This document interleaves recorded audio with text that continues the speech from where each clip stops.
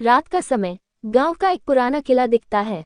हवा में हल्की चीखें सुनाई देती हैं। ये कहानी है एक जवान चुड़ैल अनामिका की, जो अपने प्यार की तलाश में भटक रही थी। और दूसरी तरफ है रघुनाथ, एक बुजुर्ग जो जीवन की सच्चाई से ऊब चुका था। क्या ये दोनों कभी एक हो पाएंगे? किला के अंदर अनामिका आईने के सामने खड़ी होती है। उसकी आंखों में दर्द और गुस्सा है। अनामिका, प्यार हर किसी को मिलता है, पर मुझे क्यों नहीं?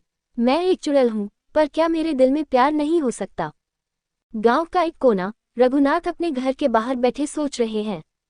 रघुनाथ गहरी आवाज में, जिंदगी के इतने साल बीत गए, अब कुछ बाकी नहीं।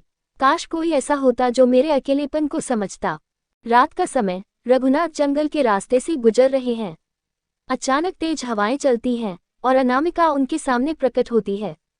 रघुनाथ घबराकर, कौन हो तुम? अनामिका, डरने की जरूरत नहीं, मैं तुम्हें नुकसान नहीं पहुंचाऊंगी। तुम कौन हो और इस जंगल में क्या कर रहे हो?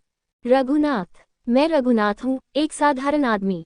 और तुम? अनामिका मुस्कुराते हुए, मुझे लोग चुड़ैल कहते हैं, पर मैं भी किसी का साथ चाहती हूँ। दोनों साथ समय बिताने लगते हैं।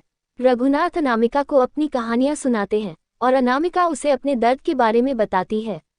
धीरे धीरे दोनों के बीच गहरा प्यार हो जाता है। अनामिका, क्या तुम सच में मुझसे प्यार करते हो? रघुनाथ, मैं एक चुड़ैल हूँ। रघुनाथ, प्यार इंसान से होता है, उसकी आत्मा से। तुम चुड़ैल हो या इंसान, इससे फर्क नहीं पड़ता। गांव के लोग अनामिका और रघुनाथ के रिश्ते के खिलाफ हो जाते हैं। गांव वाले, ये कैसे हो सकता है? एक चुड़ैल और इंसान का रिश्ता पाप है। रघुनाथ, प्यार पाप नहीं है। अगर यह पाप है तो मैं इसे बार बार करना चाहूंगा। गांव वाले अनामिका को मारने की कोशिश करते हैं, लेकिन रघुनाथ उसे बचाने के लिए अपनी जान दे देता है।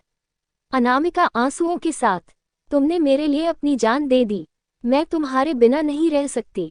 अनामिका अपनी आत्मा रघुनाथ के साथ जोड़कर खुद को भी समाप्त कर लेती है।